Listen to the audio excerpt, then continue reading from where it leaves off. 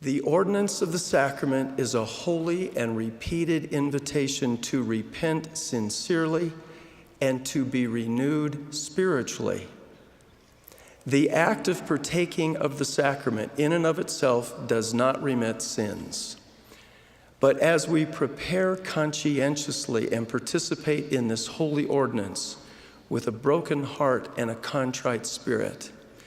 then the promise is that we may always have the Spirit of the Lord to be with us.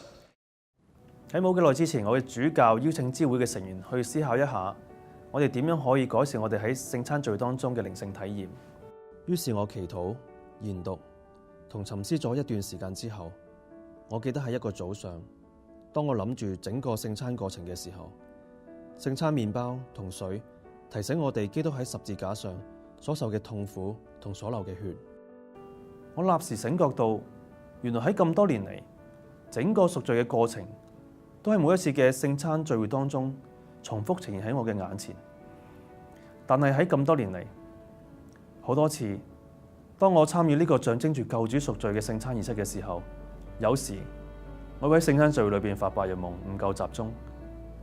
我並冇做到我嘅承諾。由嗰陣時起，當我參與聖餐聚會嘅時候，我嘗試全心全意咁樣諗住自己身處其境，目擊住主嘅贖罪過程，並且渴求住贖罪嘅力量可以去到我嘅身上。而當我用呢個全新嘅心態去參與聖餐嘅時候，我感受到從未喺聖餐聚會裏邊感受到過咁強烈嘅聖靈嘅感覺。我而家已經知道點樣可以改善我喺聖餐聚會當中嘅靈性嘅體驗。我見證神答覆咗我嘅祈禱，幫助咗我達成主教俾我哋嘅挑戰。